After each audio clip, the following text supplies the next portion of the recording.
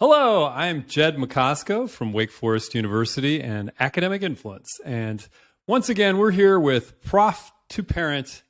And Stuart, I don't know why I'm always the one to introduce, but that's okay because you usually talk more than I do. So I guess it's You've fair. got to get in a word in edgewise sometime. Yeah. Well, today you had suggested that we maybe speak to parents about what kind of time management issues come up when a kid leaves high school, leaves their home, goes off to college. And you seem to know a lot about this. So what's there to know about time management? Okay. I would say the first thing to know is that education isn't all that a student does on campus. It's about a third of their time is spent in education mode.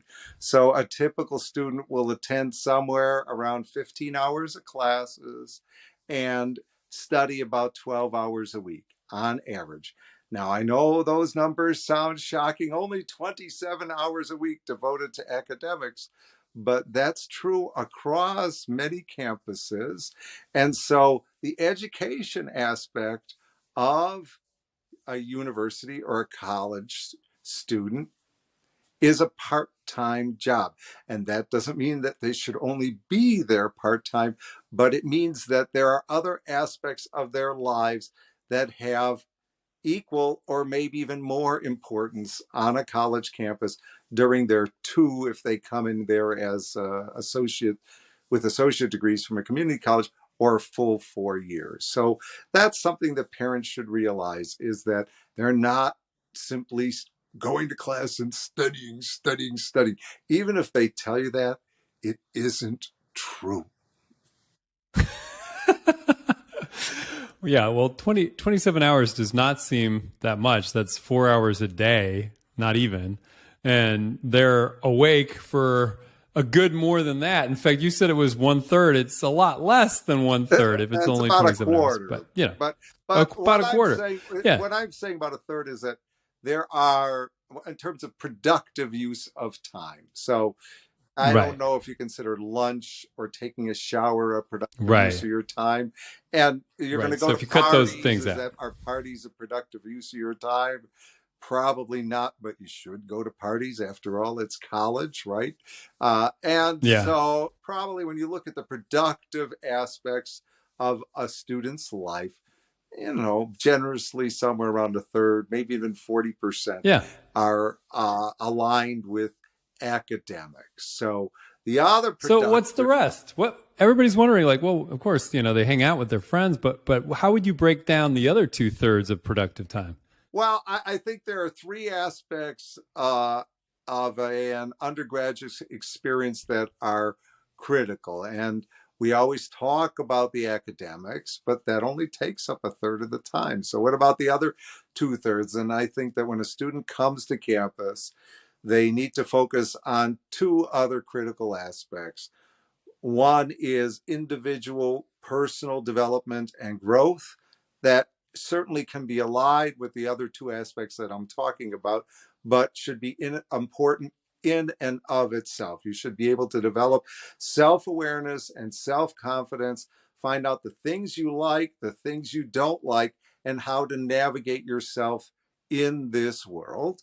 And so there's Hmm. self-discovery, and not enough students spend time on self-discovery, in my own opinion, and they should. There are many who do, but it's never emphasized, and I think it should always be emphasized. And then the other third of this triangle, is a three-sided triangle, sure, we'll call it a three-sided triangle, is developing social ability of how to interact with others in a positive way, because for the rest of your life, you're going to, unless you're a computer programmer, and even then, you're going to have to interact with people socially in a way that's productive and positive and doesn't rankle people, and learn how to stand stand for what you believe in as well. You can't just be a milquetoast just to get along to go along, or is it go along to get along? I always have problems with these American expressions. Is it get along to go along or go along to get along? I haven't heard that one, Okay, so it's go your along to guess get is as good along. as That's the mine. one that makes sense. Okay. You have to be able to stand up for yourself. All of those social skills are things that you need to work at, not just in parties. People tend to spend too much time idly, but in working with in interacting with your friends, in interacting in organizations on campus that you might believe in, or if they're political, or uh, athletic organizations that you might believe in, whether it be something like Division 1 or Division 3 sports, or just being on the outdoors club or the kayakers club. You need to interact with people, and the more you do it, the better you get at it, right? And you don't have Mm-hmm. you're flying solo when you're on a college campus. You don't get to be able to go back to home. Your campus is your home, right? So I Yeah. would say those are the Well, three aspects. If I were to yeah. advise a student on what to emphasize when they're in college, I would say yes, academics, but don't forget about your own personal growth, and don't forget about being conscious about your social growth.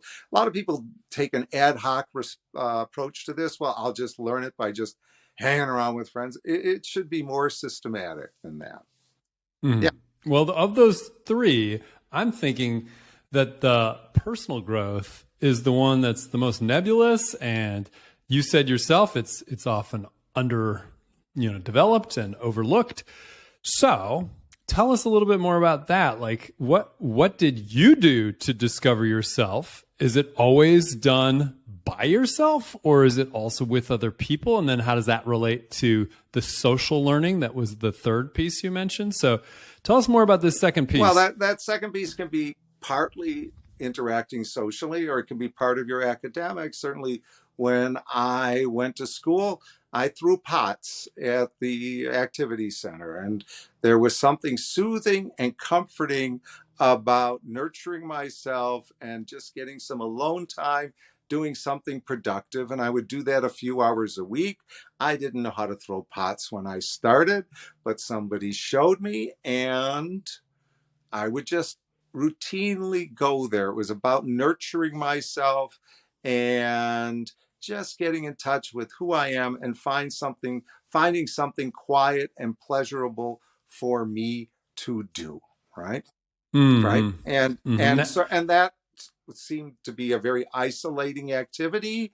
But then there was this girl who knew that I was going throwing pots. She figured this out, and she just started she would come and watch me throw pots a couple of times, and I realized, oh, she's here not for the pots. She is here because she has a crush on me. So then I asked her out. So that turned out to be social as well. And she was very Okay. delightful, but it didn't work out in the end. All right.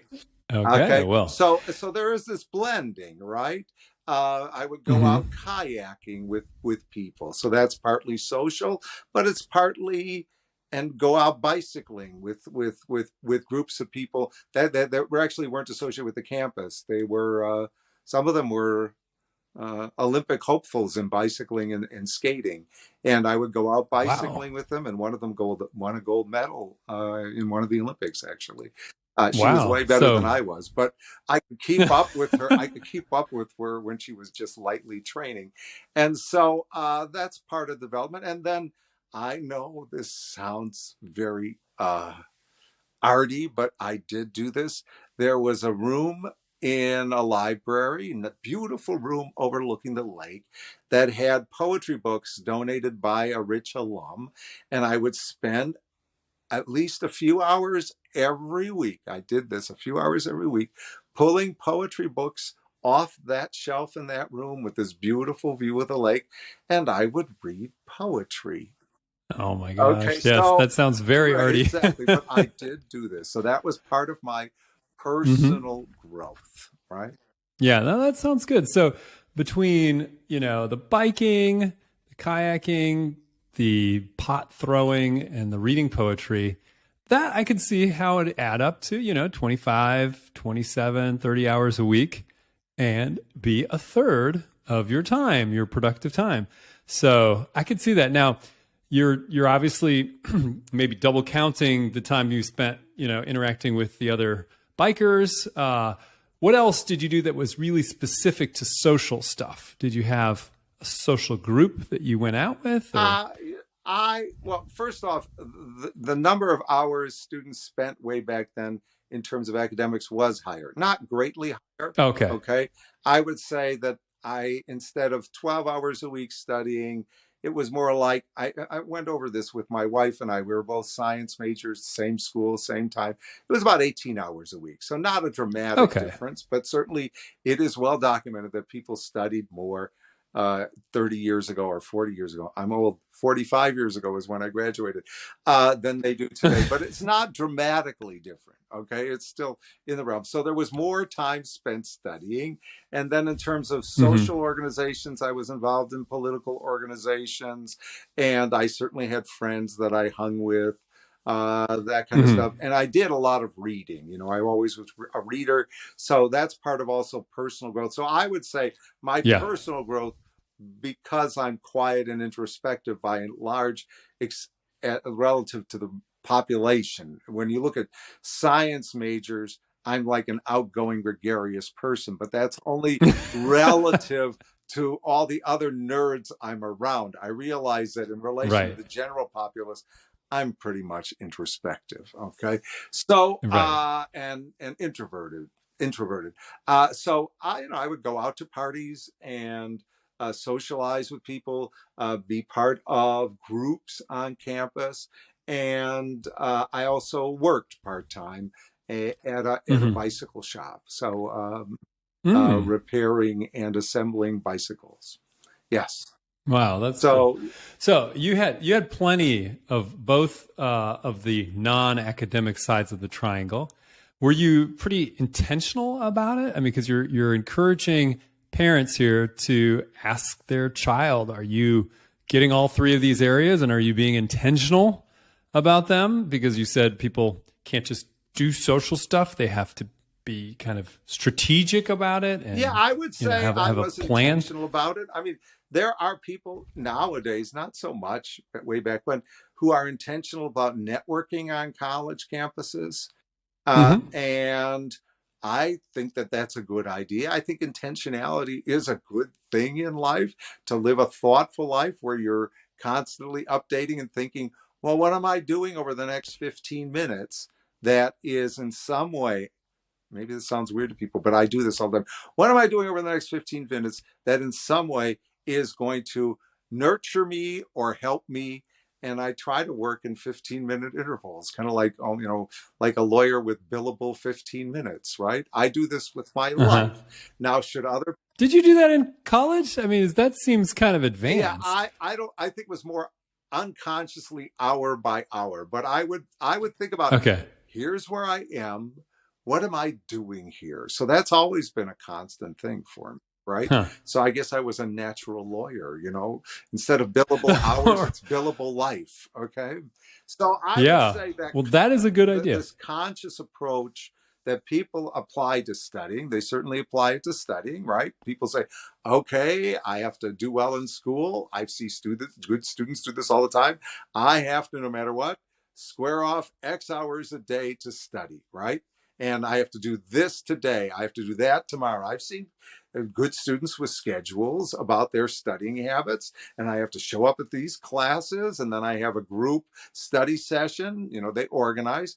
They should, to my mind, organize and be more intentional about other aspects of their life as well.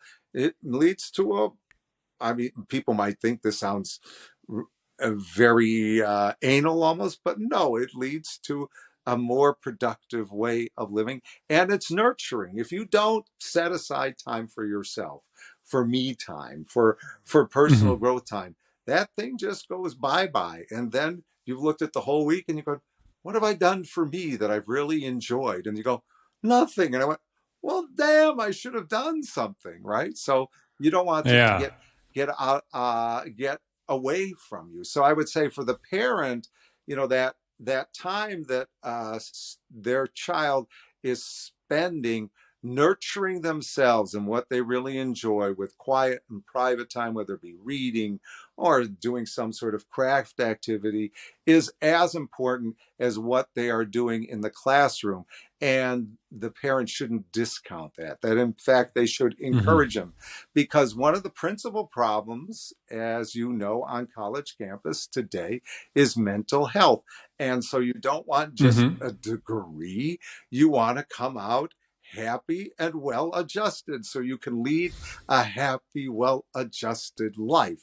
So, all the skills that you learn in college, whether they be academic or personal or social, should count toward leading a happy, productive life when you leave college. And you want your Hmm. child, first and foremost, to come out without any sort of you want them to come out of college alive. You want them to come out of college with a degree, and you want to have them come out of college with good social skills, good emotional development, and be healthy in all aspects, whether it be both physical and mental. So that's Hmm. that's if your child comes out of college with a degree and emotionally healthy and mature and physically healthy, then the next step is to find a job with health insurance. All right, so okay, and once you've done that, your biological purpose on this planet has ended. Okay. Well, the advice that you've been giving is different than some of the things I've read, like where it goes into more nitty gritty on how to manage your time in college. But I think it's the kind of advice that a parent could reasonably give to their child. Like, the book that I read was very detailed about how to, in fact, it was called How to Get Better Grades and Have More Fun. Money back guaranteed. So, I mean, I did learn a lot from that book, but I don't think it's the kind of advice that can be easily passed along because it's too detailed. Whereas your advice I like because it's pretty general. There's three aspects of college and you got to be intentional about all three and make sure none of them drop to the side because they're all very important. So I think I could picture a parent sitting down with their child and saying, yeah, so how did your first semester go? How are your grades? Great. Are you intentional about studying, or is it just you took easy classes and you were able to do okay? And then how are these other two areas? And do you think about things the way that Stuart Roystacher does, where he Heaven he thinks forbid. about billable 15 minutes or hours? Yeah, So I think it's no, it's important for good. a parent to ask uh, a, ch- uh, a a student, what are they doing to nurture themselves on campus? So not to obsess about, oh, did you get your Hmm. grade in chemistry? Well, that's important too. I'm not going to say it's not important. Why'd you only get a B plus? Okay. And to hammer on them and make them feel uh, anxious is you want to show that you really care about the whole person. And most parents do care about Right. the whole person. And you want to ask, so how are things happening socially? Are you developing new friends? Are you in some sort of activity group, right? And are you doing stuff? Are you having some me time for yourself, doing things that you enjoy? I know you like to read.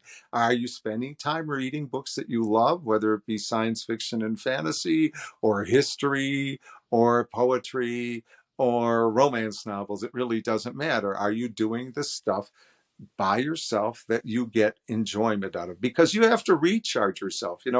College, what's greatly underestimated about the college experience is that it is incredibly stressful for a lot of Mm. students. And anything that you can do to reduce that level of stress as a student and reduce that level of stress as a parent is a positive thing. You want to be Hmm. in your child's corner when they come home. It's kind of like a boxing match a little bit. You want to be they're in your corner, and you want to mop them up and give them water and tell them they're the greatest fighter on the earth.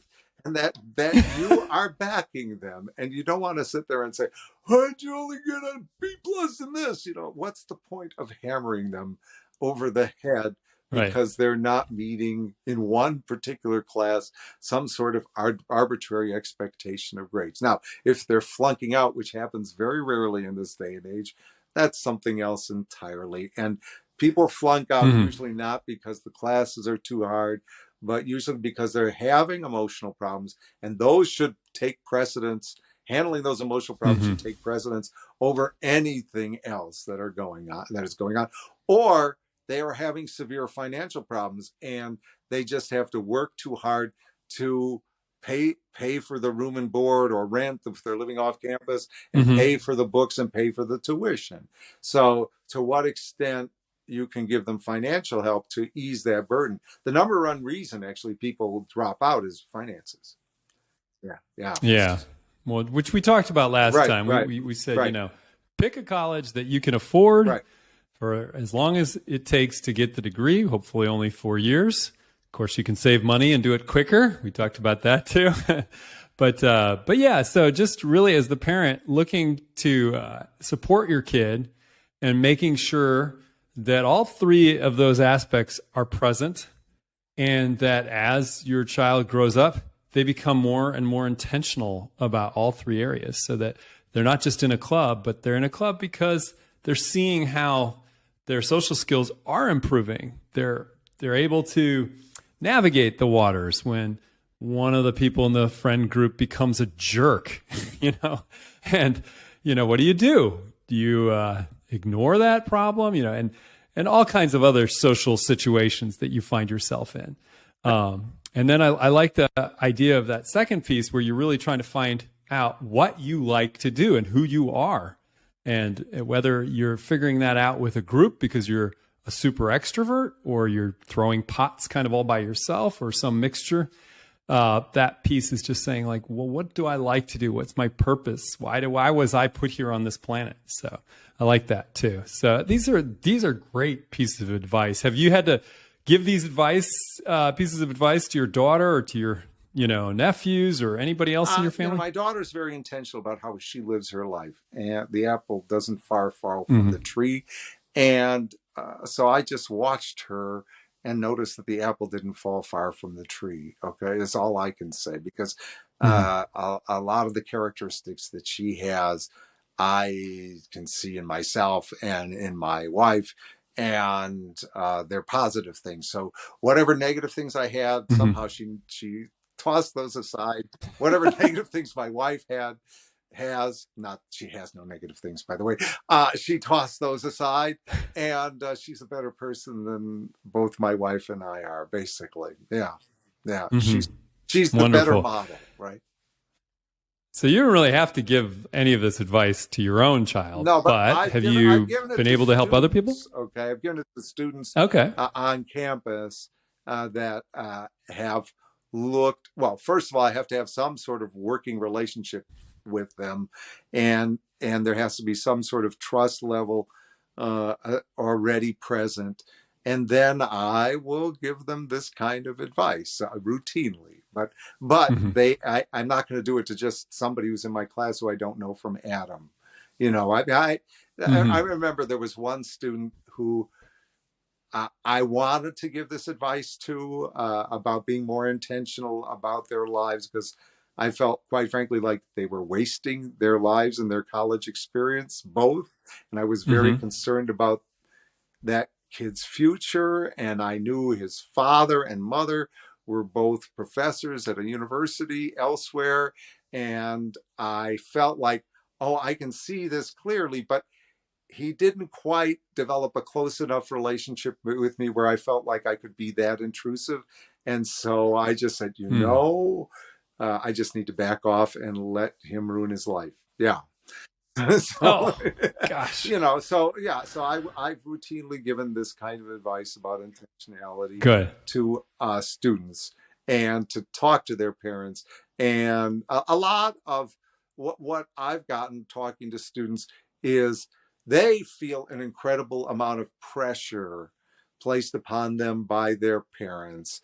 And my advice is always to them to try to think about what the real intent about this pressure is, which is what is that they want something good for their child, all right, and Hmm. and reframe it, all right. But what I've always felt is that that pressure is real, and I wish their parents wouldn't give them that kind of performance pressure. I think it is Yeah. not productive for a parent to give their child performance pressure in college. I think it actually is Hmm. counterproductive. It is not good for their mental health. And many, at least at Duke, many of the students that I saw were self-motivated. They'd already proven themselves in high school. They didn't need someone to tighten the screws on them remotely while they were in college. And I thought it was often Hmm. unnecessary. So I would prefer a Hmm. parent to be more nurturing to their student, their child in college, and less aggressive, and talk about more. I know this is a buzzword that a lot of people don't like. Holistic matters like how are you doing emotionally? How is your mental health? Are you spending time enjoying yourself? Are you Hmm. associating with people who you enjoy? If I look at Hmm. there's a social aspect that I talk about that's important, social growth, and if I see one major fault with undergraduates, and this is true in high school, is that they search for coolness, not kindness, especially at a place like Duke and probably Wake Forest. They spent all their time being nerds in high school so they could get into a top-notch school, and then they come to college and say, "Oh, I don't want to be a nerd anymore. I'm going to reinvent myself and try to be a cool kid and hang with the cool kids." Well, that's not good for your particular mental health. And I would rather see people seek out kind kids and be supportive to each other in a stressful environment and be kind in return. I think that's a far more valuable path, right? So, a Hmm. parent can ask, what are you doing socially? How many hours a week are you spending socially? Have you thought about that? In a very productive way, not a like hammering, you're not spending enough time socially, you're not spending enough time doing this. Stuart says that you should be spending 20 hours and you're only spending 4. How could you? I don't really want that. Okay. Yeah. No, you don't want any more pressure, but just to keep those three different aspects in Yes. mind. And as we close out this time, your main book, Gone for Good, about university life, was really more of a advice from an older professor to a professor who hadn't gotten tenure yet. In fact, that's how you sort of started your book. You were going to write the book of sort of juggling for klutzes, getting tenure for people who might not know how to get tenure. And then you ended up writing a book that was a bit different, but still had that as a theme. Your time management issue, at least as far as I could read in the book, was that you were spending too much time doing the professor thing and not enough time with your wife and your daughter. And you shared that story of sitting on the couch watching the home video, looking to your right and seeing your daughter there and realizing you've lost a connection that you had prior to starting the professor life. So, as we are speaking to parents, parents themselves can be needing a little tweaking in their time management. How would those same three sides of the triangle work for them, and how did it work for you? And what advice would you give to not the students, but the younger Yeah. professors? So, for younger professors, the inclination and actually maybe the requirement, especially at a top-notch research university, is to spend 80 hours plus a week doing your research and teaching and doing the committee meetings and all that kind of stuff, being a good citizen. And that comes with the sacrifice of losing your family and losing connection with your Mm, children. And I would say that may be required to get started for the first couple of years. You have to get your grants and you have to get everything in order in terms of a research lab if you're in the sciences, and you have to get all your materials out from your dissertation, or if you already have gotten those materials out for your dissertation from your postdoc, get those materials out. That could be in a very intense time. And it's fine to do that for your first 2 years to get everything in order. Mm-hmm. And then once it's there, even though it's going to mean some sacrifice in terms of your quote unquote academic productivity, hopefully you've set up everything well for those first 2 years and you can crank it down to 60 hours a week and be a reasonable human being and not a working robot. And you won't lose your marriage, not that I lost my marriage, and you won't have your kids hate you, not that my kid hated me, but it was getting close, and you need to dial it down. So sure, those first 2 years can be very demanding. You have to make a good first impression. You got to get everything started, but past those first 2 years, for your own sanity, because your life is not just your work. It's about your family. It's about your friends. And I would advise you to find friends outside of campus, or at least outside your department. Go outside. Those are important too. And after the first 2 years, you can start looking to those, because you have to nurture yourself as well. Your life is not your work. Yeah.